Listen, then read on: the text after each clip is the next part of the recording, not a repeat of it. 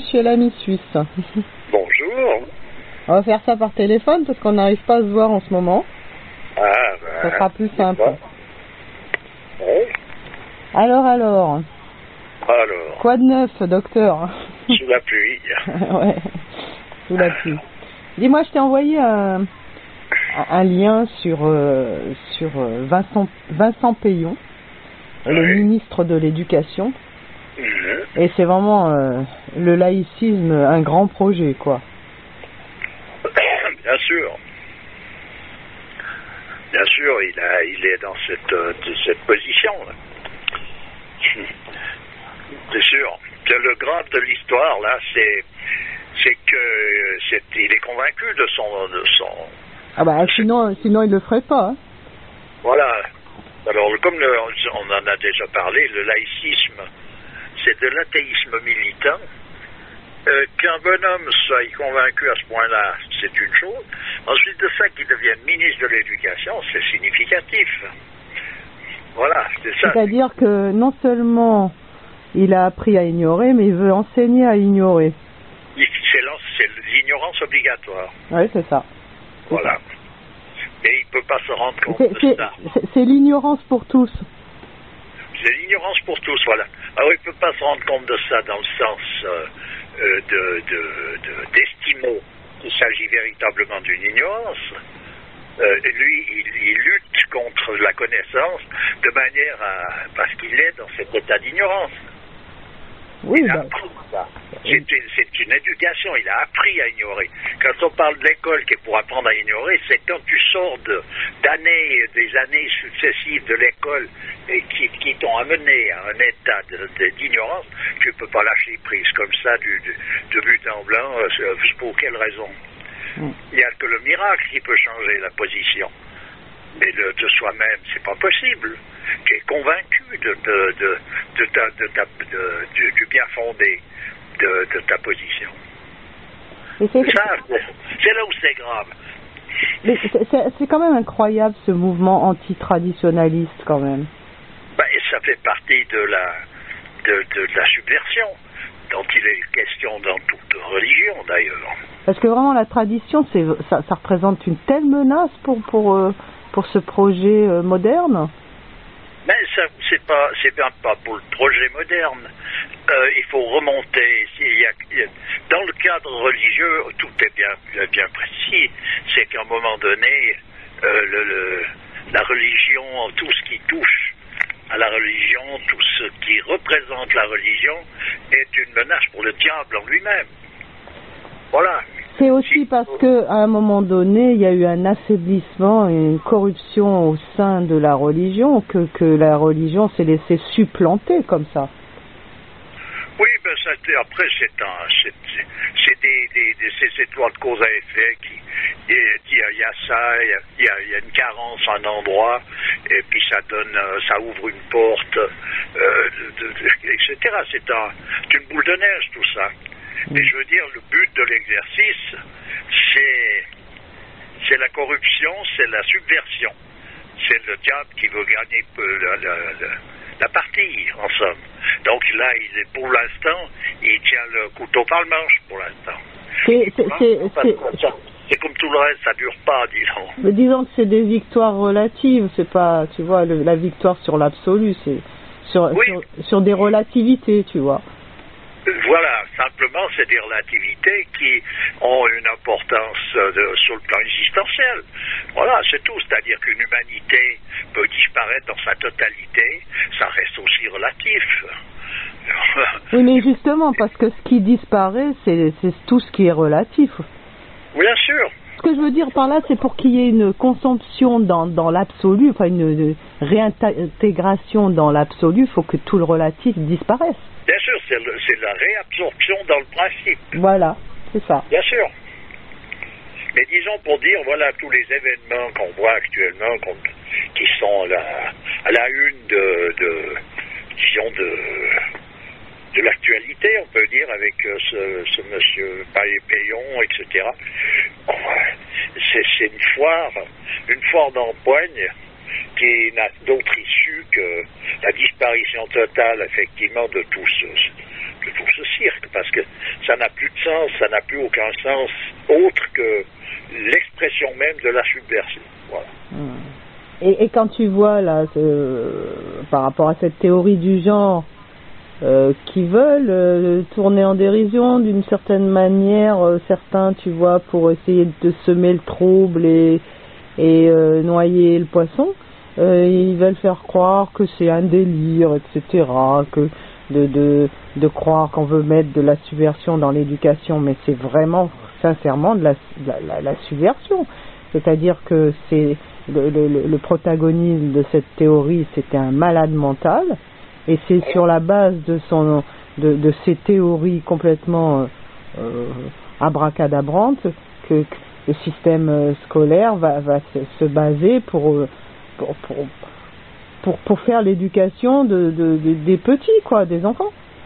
Oui, puis cette maladie en question, c'est comme toutes les maladies, c'est insidieux, ça pénètre tranquillement, ça affaiblit l'organisme, de fil en aiguille, elle s'implante, elle prend place, lieu et place. Ils veulent enseigner dès l'âge de 11 ans des pratiques complètement dingues de sexuelles, telles que masturbation, machin et tout, aux enfants. Il n'y a pas besoin de les enseigner, elles sont déjà en place. Mais disons, c'est pour rendre ça, pour banaliser des choses qui sont déjà en place. Parce que moi, je connais des gens qui sont, disons, près des enfants pour des raisons tout simplement qui s'occupent de cas difficiles, d'ados, etc. Ils sont dans le social. J'ai discuté très récemment.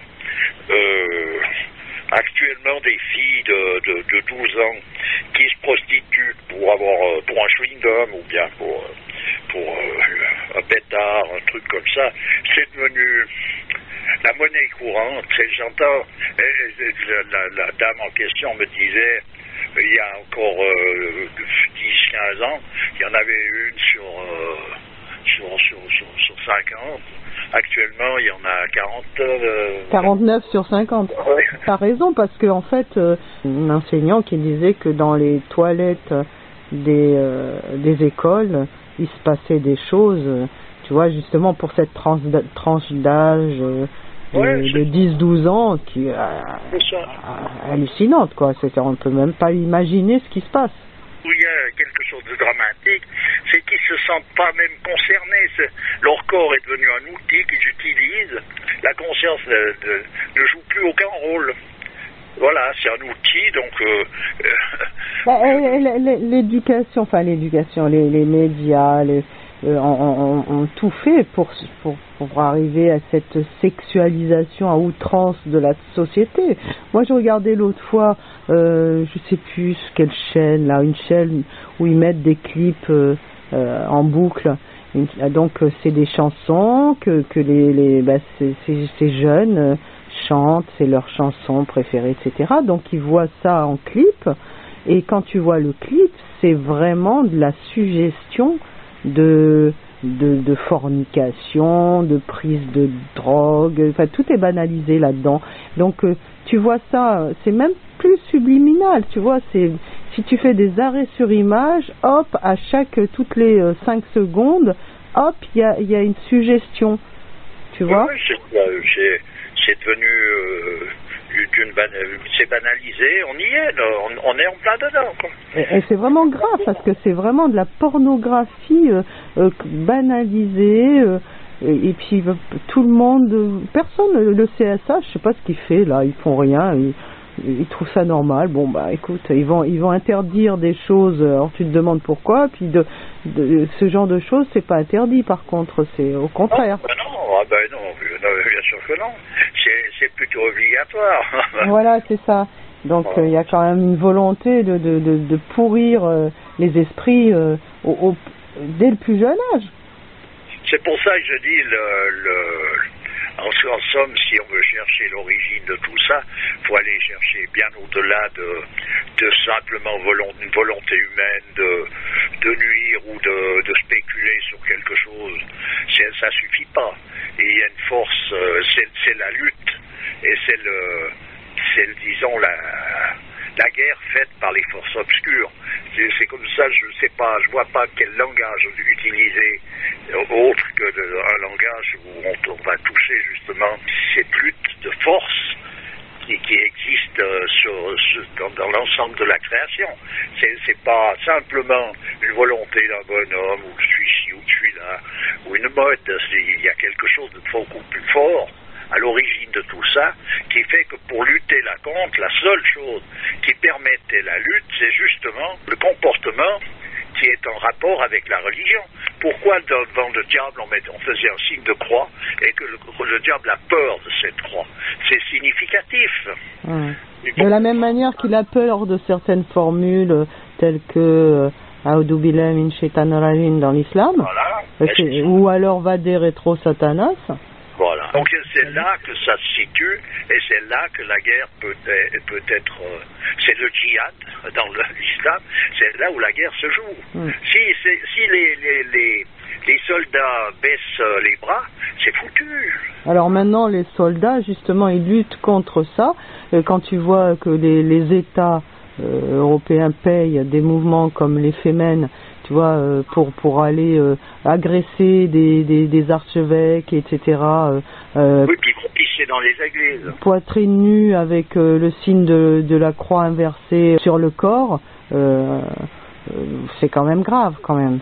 Et ça, c'est une résultante de toute... Il a fallu du temps pour en arriver là. Alors, il est bien clair que ce qui, dans la tête de la cervelle du Pékin, qu'est-ce qui se passe?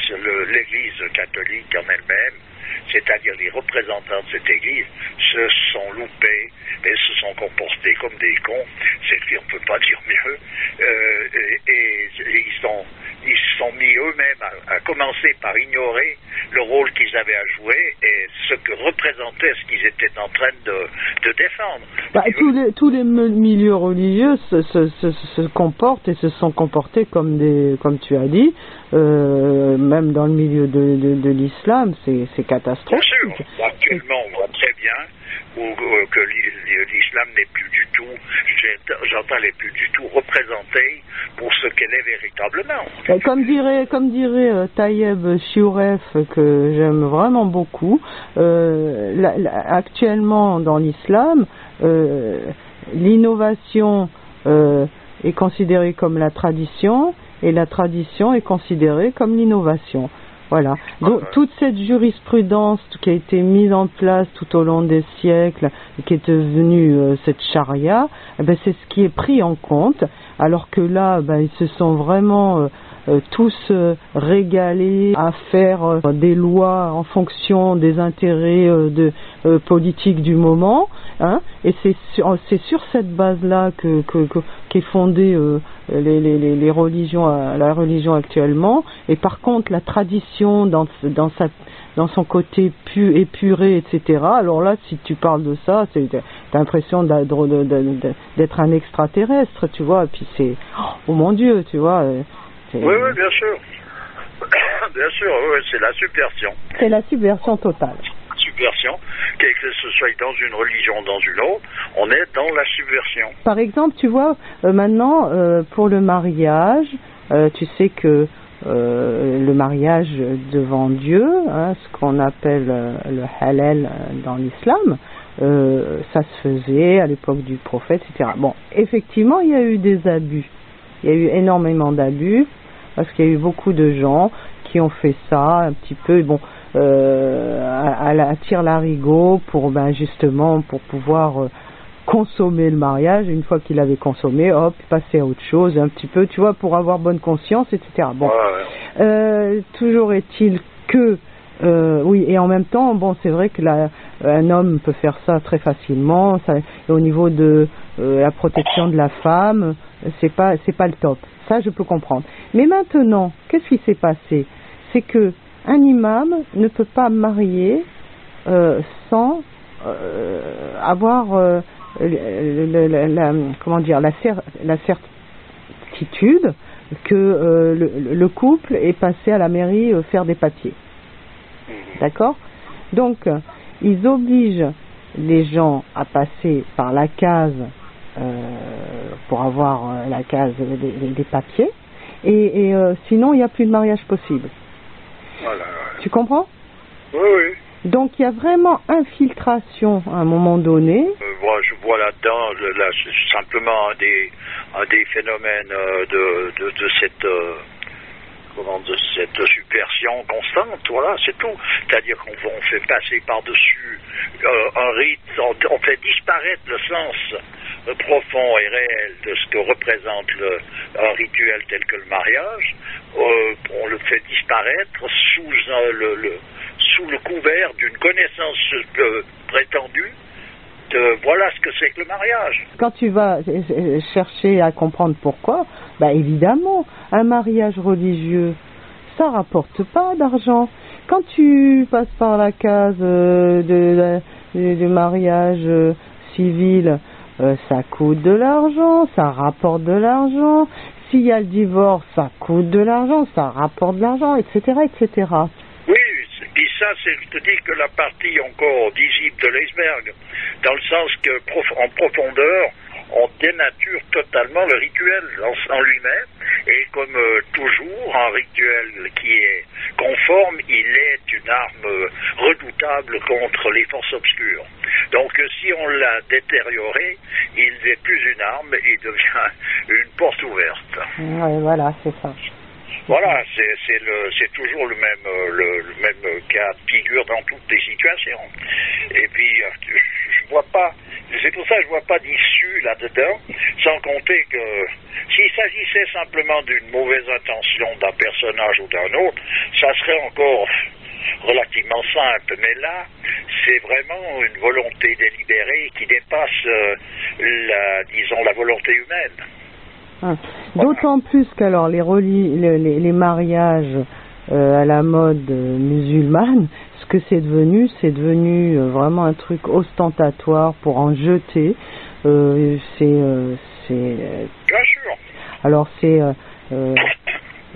comment dire, ça coûte un bras, comme on dit dans le sud de la France, ça coûte un bras, et c'est des locations de voitures de luxe pour faire des défilés dans la ville. C'est une démonstration de la misère, vraiment, à travers ce luxe, tu vois, c'est vraiment une démonstration de la misère spirituelle. C'est la misère de luxe. Ah oui, c'est la misère du luxe, c'est vraiment ça. La misère de luxe, oui. Mais c'est ça. Puis tout est fait dans ce sens-là, tout marche dans cette direction, quoi. Il n'y a pas de rémission. Ah non, là.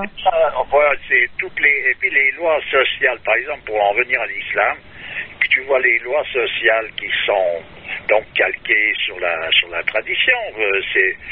Ça a toujours, ça a démarré comme ça a toujours été comme ça, et c'est tout à fait conforme. Oui, bien sûr. Le problème, c'est que avec une société qui dégénère, on va conserver certaines lois, comme par exemple, pour en revenir à un cas parmi tant d'autres, l'histoire de couper le poignet du voleur. Alors, couper le poignet du voleur, d'accord, dans une société, je dis d'accord avec toujours des réserves, je dis, mettons qu'on est dans une société où le vol n'est pas... personne n'a besoin de voler, c'est-à-dire que tout le monde a satisfaction au niveau de sa nourriture. Oui, ça tu l'as déjà dit. Oui, je l'ai déjà dit, mais je le répète. c'est qu'à un moment donné, donc tout est bien positionné. À partir de là, évidemment, si tu te mets à voler, c'est que ça devient maladif. Alors qu'on utilise toutes sortes de procédés pour t'empêcher pour te soigner ta maladie, si elle n'est pas curable, que le poignet se finit par être coupé pour t'empêcher de nuire par rapport à la société en question, ça peut se discuter, tout ça. Mais actuellement, on est dans une société de voleurs. c'est-à-dire où l'État, les personnages clés qui sont là pour représenter l'ordre sont des bandits, des voleurs. Donc à partir de là, comment on coupe le poignet à qui? Comment on en est arrivé à ça. Et puis, c'est pas bien compliqué de le voir quand même, ou bien. Ouais. Je suis pas un personnage, un dissident par principe, non. Ouais. Il n'y a pas de souci, moi je me plie volontiers à une collectivité, à une loi sociale, mais là, on est dans le brigandage. Généralisé. C'est devenu banalisé, le brigandage. C'est devenu normal. Et pour en venir tout à l'heure à cette dame que j'ai rencontrée concernant ces jeunes filles qui se prostituent et qui font n'importe quoi, ils vont pousser plus loin le bouchon. Elle m'explique. J'en ai une qui est venue parmi mes pensionnaires. Non seulement elle cherche, elle provoque, jusqu'à ce qu'elle se retrouve dans des situations donc scabreuses. Ensuite de ça, elle dépose plainte pour viol. Ah ouais. On s'y a touché des dommages et intérêts là-dessus et faire enfermer les types qu'elle a elle-même cherché. Ça veut dire que par tous les bouts, elle gagne de l'argent en faisant tout cet ensemble de choses, en se prostituant, et ensuite de ça, en allant dénoncer les personnages comme étant des violeurs, évidemment puisqu'elle est mineure. Oui. Tu vois, et ça marche. Ça marche. Le tribunal fait des exemples merveilleux, alors que dans un autre cadre, ce genre de gimagri, des enfants violés, il y en a tous les jours, parmi les notables, et tout ça, ça passe inaperçu plus ou moins. J'entends, ça commence à bouger un peu, mais je veux dire, il n'y a personne qui va leur chercher des misères. Donc on est dans un monde de fous, où la corruption, c'est le nerf de la guerre. Oui. La corruption qui n'est pas corrompue, c'est interdit de ne pas être corrompu, quoi. Voilà. Corruption obligatoire. Donc on en est arrivé là. Qu'est-ce que tu veux appliquer des lois sociales correspondant à une religion là-dedans? C'est plus possible. Non. Alors là, non, ils le font, pourquoi? Parce que ça discrédite la religion un peu plus. De toute manière, il y a énormément d'hypocrisie par rapport à ce que tu racontais. D'un côté, on fait des trucs exemplaires pour punir quelqu'un et tout, alors que c'est pareil pour le cannabis, c'est pareil pour plein de choses. Bien sûr. Il y a beaucoup d'hypocrisie. On veut punir des gens qui consomment alors que on connaît qu'il y a un trafic, on le sait qu'il y a un trafic d'État et voilà, et que ça arrange tout le monde, qu'il y ait des petits gens qui vendent et quand tu vois, j'ai vu l'autre fois des petits jeunes des quartiers donc qui font évidemment du business dans une voiture mais de luxe, mais j'ai jamais vu ça, on dirait une voiture royale, tu vois. Ouais. Et ils sont là, ils ont quoi, 20 ans? Ouais. T'imagines le fric qu'ils se font pour avoir une voiture comme ça? On les laisse bien. Bien sûr. Alors d'un côté, on fait tout un tralala autour, on fait des émissions pour les pointer du doigt, c'est eux qui sont les troublions, etc. Et d'un autre côté, on les voit comme ça circuler, donc il y a bien quelque chose, tu vois, qu'on laisse faire. Ceux qui troublent, c'est ceux qui veulent imiter, c'est vrai. Ceux qui troublent, en fait, c'est ceux qui font concurrence. Voilà, c'est ça, c'est les concurrents. Parce qu'autrement, ceux dont tu parles, qui avec ces voitures de luxe, quand ils sont eux dans les clous par rapport à l'État, c'est tout simplement, c'est qu'ils sont, les larbins. Ils sont sponsorisés par l'État. C'est les larbins de l'État. Voilà, ils sont sponsorisés carrément. Mais simplement, tu dis ça, t'as l'air d'être un dissident de... Ah ouais, là. C'est la théorie du complot, etc. Alors que c'est gros comme une baraque. Ouais. C'est gros comme une montagne. Tu vois? C'est terrible, mais bon, tout Tout est construit de cette manière-là. C'est pour ça que je te dis qu'est-ce que tu veux. Et puis ensuite de ça, comme je te dis, tu viens appliquer des lois là. Tu vois l'islam dans sa partie obscure. C'est plus l'islam, c'est ce qui est prétendument l'islam. Vient appliquer des lois comme le poignet coupé, comme la lapidation, comme une multitude de lois qui sont draconiennes. Au milieu d'un décor de cet ordre, tu fais inévitablement que de l'injustice. Donc à partir de là, l'islam, c'est de l'injustice, point barre. Donc on détruit encore la dernière révélation en question de l'intérieur. Ceux qui la détruisent autant que les laïcs, c'est bien les pseudo-musulmans actuels, hein, je vais te dire. C'est des laïcs aussi. Ah. Bon, c'est des laïcs dans le sens péjoratif du terme. Ils sont à l'intérieur même. Tu peux rester isolé dans un coin planqué, caché, à l'abri de je sais pas quelle lumière, de tout ce que tu veux. De toute manière, t'as ton corps en lui-même. Il a à l'intérieur de lui déjà la subversion qui le détruit. Ouais. Donc à l'intérieur de la religion, c'est de l'intérieur qu'elle se détruit. Ouais. La partie extérieure, c'est que la partie visible, c'est que le dixième. Par contre, ce dixième, il est démonstratif de l'état de santé générale, quoi. Oui, d'autant plus que, tu dis que c'est vraiment, mais flagrant, quoi. C'est que le diable s'est vraiment infiltré dans la religion. Je remettrai le lien de toutes les signes sataniques que tu peux trouver sur des tapis de prière qui viennent d'Arabie Saoudite. Oui. Donc il y a bien quelque chose là. C'est qui fait ces tapis? Oui, ça continue. Ça, c'est la suite logique de tout ça, jusque dans les moindres détails. C'est des symptômes. Quand tu es atteint d'une maladie, de fil en aiguille, il y a des symptômes qui apparaissent. Et tout ça, c'est des symptômes de la maladie et de la progression même de la maladie. Ouais. Pour qu'on en arrive à ce que tel symptôme puisse se manifester, c'est qu'on est dans tel état. C'est pas bien compliqué. Hein. De toute manière, ça commence très très tôt. Moi, tous les gens chez qui je vais qui ont des petits-enfants, je vois toujours la télé allumée non-stop sur des dessins animés. Mais des dessins animés, c'est monstrueux ces dessins animés. Déjà au niveau sonore, c'est insupportable. La bande sonore est insupportable. Mais quand tu vois les personnages, je comprends pas qu'un parent ne puisse pas voir à quel point c'est laid tout ça. Je ne comprends pas. Et ils mettent leurs enfants devant ces horreurs. Et dans ces horreurs, on voit la subversion déjà, on la voit. Elle est flagrante.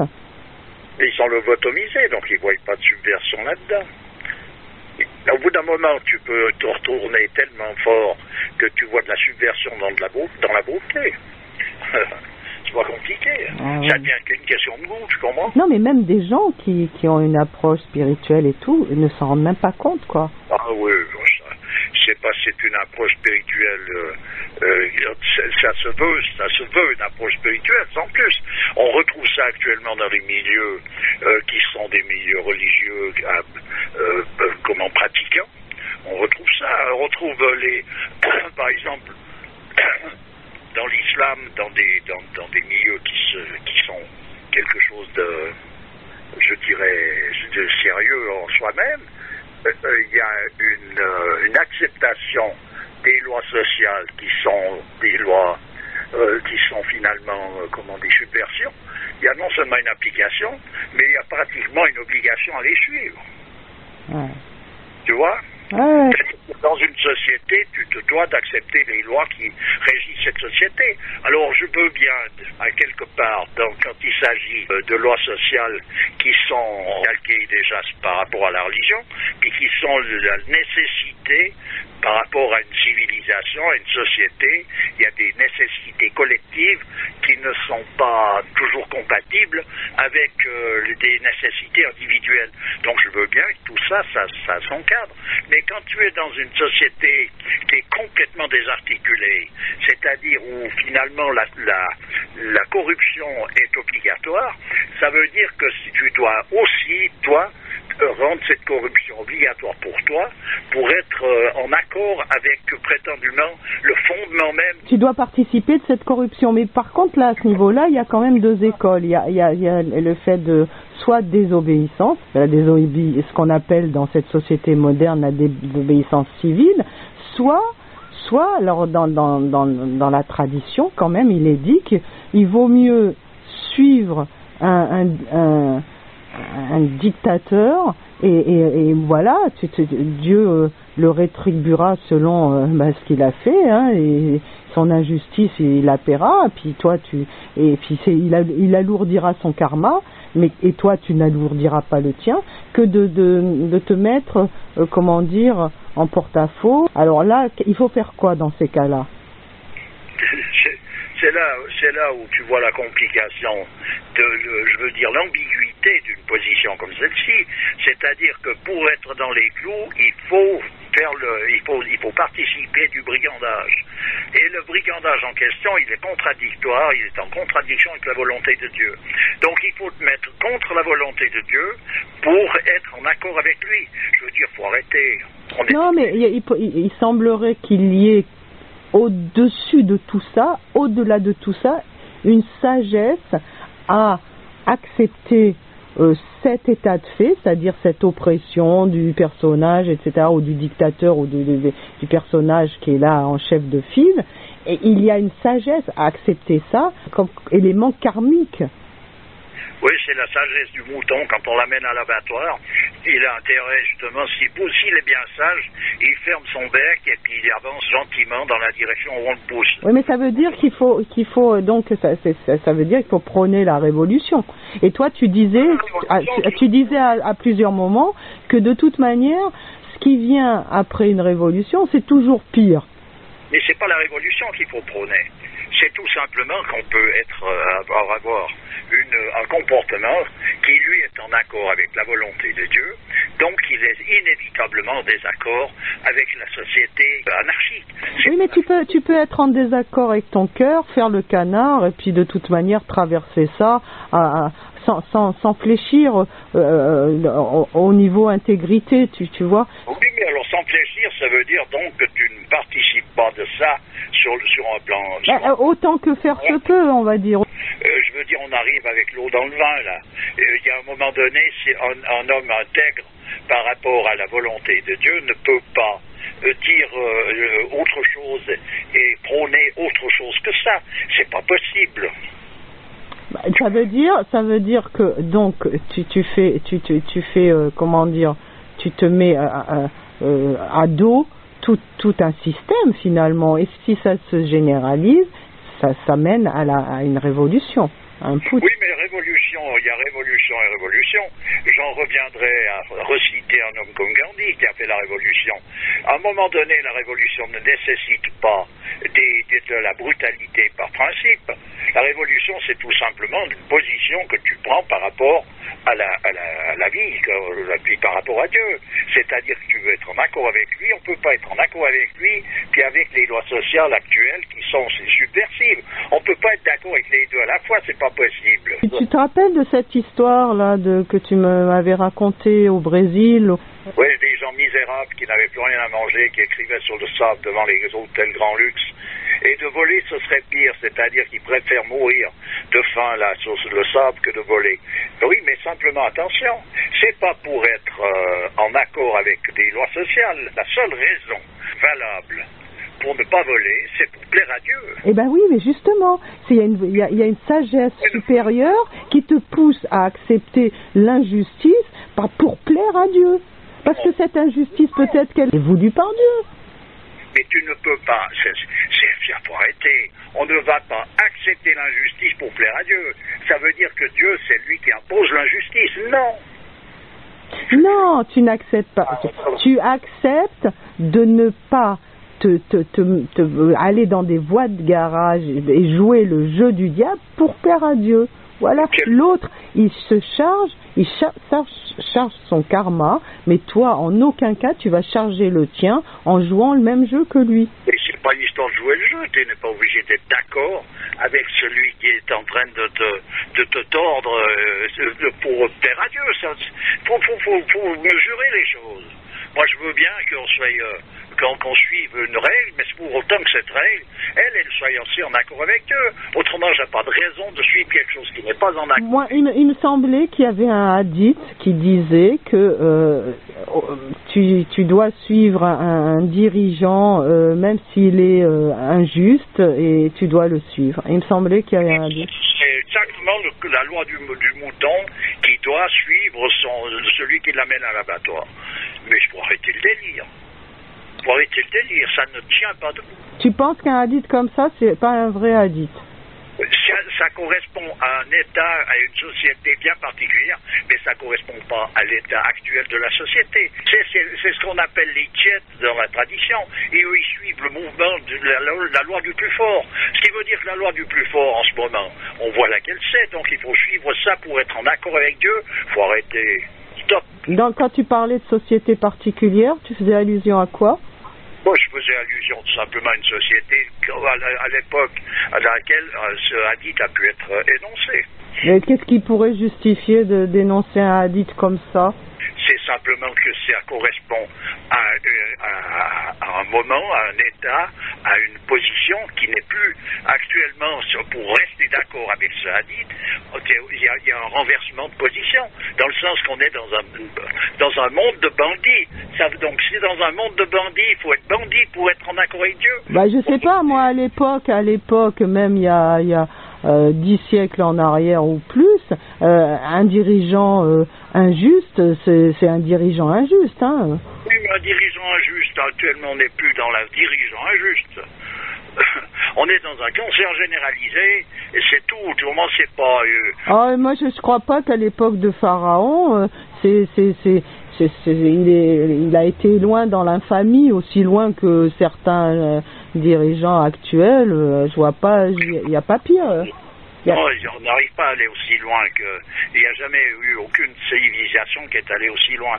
Que la fin d'une civilisation, c'est qu'elle est arrivée au bout du rouleau, mais la manifestation de cette fin, actuellement, on est dans la fin de la fin. C'est-à-dire que c'est pas la fin simplement d'une civilisation, on peut dire que c'est la fin de l'humanité. Alors, il n'y aurait pas eu pour toi des hommes qui ont été vraiment maltraités à l'époque, je parle du pharaon. Oui, bien sûr, bien sûr. Et donc, bien sûr, il y a eu des hommes qui ont été maltraités, tout à fait d'accord. Je veux bien que quelqu'un puisse accepter la maltraitance avec une position loyale et conforme à la volonté de Dieu. Je veux bien tout ça. C'est cette position qu'il a qui est conforme à la volonté de Dieu, c'est pas la maltraitance. Il ne faut pas confondre ça.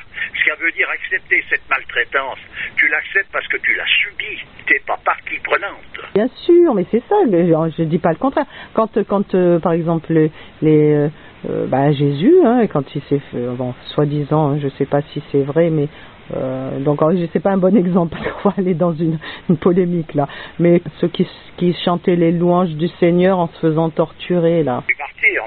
Les martyrs, mais bien sûr, mais simplement, ils n'avaient pas, je vais te dire, ils n'avaient pas de choix de pouvoir s'extraire de la position dans laquelle ils étaient. Et tu crois qu'on a plus de choix, nous? Attends, il y a un moment donné, on n'est pas obligé de se comporter comme la société t'oblige à quelque part. On n'est pas dans l'obligation de faire du zèle. Oui, mais on n'est pas dans l'obligation non plus de faire des compromis avec son intégrité pour pouvoir supporter cette société. Tu vois ce que je veux dire?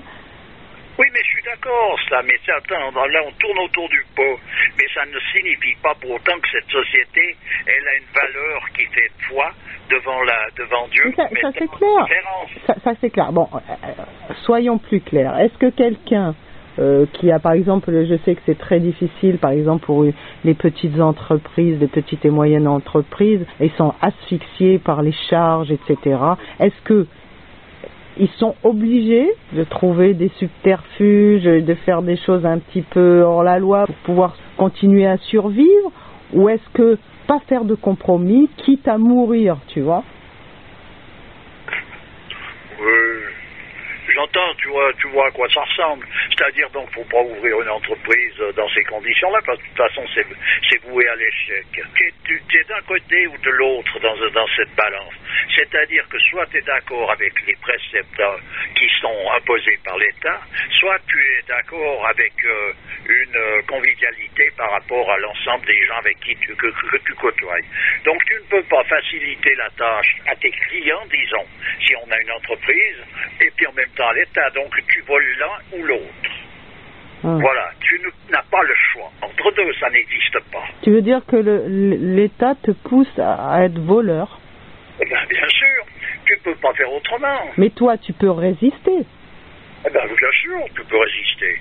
Et puis tu fais faillite à ton entreprise, puis l'affaire est close. C'est pas un souci. C'est pas un problème. Il y en a tous les jours. Ou tu combines, ou tu maquilles, ou tu es fait faillot. Alors c'est quoi la juste position par rapport à Dieu? Ça, tu comprends, la juste position par rapport à Dieu, il s'agit d'essayer de vouloir appliquer une justice qui correspond à quelque chose de normal. Donc tu cherches à ne pas voler. Et puis s'il y a un mouvement, une subversion générale d'un État qui t'y oblige, t'es pas d'accord, t'es pas obligé d'être d'accord. Alors ce que tu peux, c'est faire faillite ou fermer ou ne jamais ouvrir de boîte, ou bien tu es obligé de partir en guerre. S'il n'y a pas de solution. Si tu te mets d'accord avec eux, tu voles les concitoyens. Si tu voles pas les concitoyens, tu fais faillite. Donc qu'est-ce que tu veux faire? Si tu fais pas faillite, c'est que tu voles l'État ou les concitoyens. Tu peux pas rester d'accord avec les deux, c'est pas vrai. Ça c'est vraiment un grave problème. Hein. C'est un cul-de-sac. Alors c'est pas pour rien qu'il est dit que à la fin des temps, ça sera très dur de s'accrocher à la religion, parce que c'est difficile dans un monde profane d'être religieux. Bien sûr, si tu veux t'accrocher à ce genre de choses pour être religieux, évidemment, t'es marrant. L'histoire, c'est que vous cherchez. La seule chose à laquelle on peut s'accrocher, c'est d'être constamment à demander à Dieu, en fait, que sa volonté se fasse, et de lui demander de nous empêcher de lui déplaire. Hein. Voilà, c'est la petite Thérèse de nouveau, qui va revenir à la petite Thérèse. Hein. Bah oui, voilà. Mais on vous supplie de m'ôter la liberté de vous déplaire. Et justement, c'est très compliqué de ne pas lui déplaire dans ce monde. Et bien sûr que c'est compliqué. C'est très compliqué, mais qu'est-ce qu'on veut prétendre? Pouvoir arriver à faire en vertu de quoi? Tu commences, à un moment donné, c'est une aventure. Comment est-ce qu'il faut dire ça?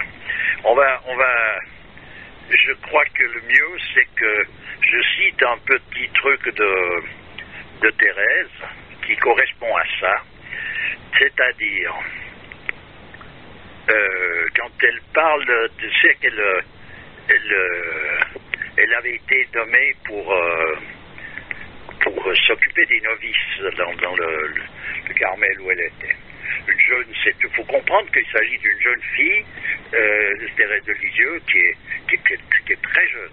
Bon, voilà ce qu'elle dit. Réponse à une novice qui s'est découragée à la vue de ses imperfections. Elle répond: vous me faites penser au tout petit enfant qui commence à se tenir debout, mais ne sait pas encore marcher. Voulant absolument atteindre le haut d'un escalier pour retrouver sa maman, il lève son petit pied afin de monter la première marche. Peine inutile, il retombe toujours sans pouvoir avancer. Eh bien, soyez ce petit enfant, par la pratique de toutes les vertus. Levez votre petit pied pour gravir l'escalier de la sainteté. Et ne vous imaginez pas que vous pourrez monter même la première marche. Non. Mais Dieu ne demande de vous que la bonne volonté. Du haut de cet escalier, il vous regarde avec amour. Un jour, vaincu par vos efforts inutiles, il descendra lui-même et vous prenant dans ses bras, vous emportera pour toujours dans son royaume où vous ne le quitterez plus. Oui. Voilà la position d'un croyant. Oui, ben tu l'avais déjà lu ça, et en fait ça résume tout simplement le fait que ce qui est important et avant tout et vraiment primordial, c'est l'intention. Oui, c'est pas comme ça que j'irais le dire, parce que l'intention actuellement c'est simplement je pensais bien faire, quoi. Oui, c'est les velléités à vouloir bien faire.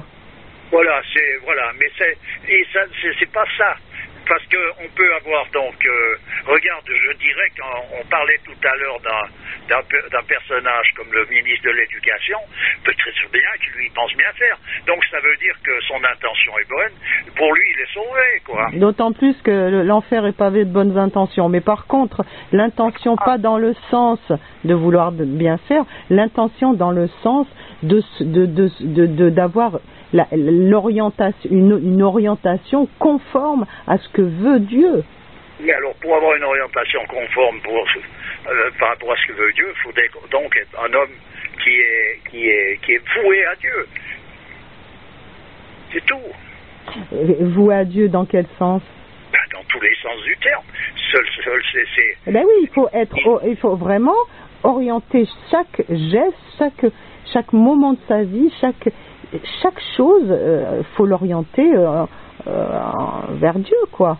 Voilà, mais comment est-ce qu'on fait si à un moment donné, au niveau de l'éducation d'un personnage, il est corrompu, donc ça veut dire que sa corruption, c'est sa bonne intention. C'est comme les personnages qui se prennent pour des êtres supérieurs et qui estiment que le restant de l'humanité, c'était un troupeau. Donc ça veut dire pour eux...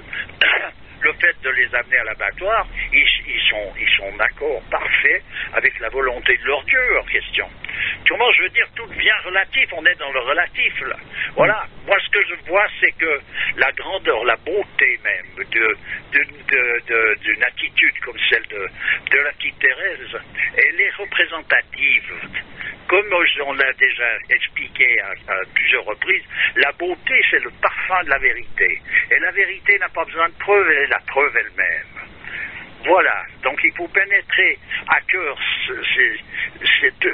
les dimensions réelles des choses. Autrement, on peut barjaquer autour de tout, on peut prouver tout et son contraire, il n'y a pas de souci.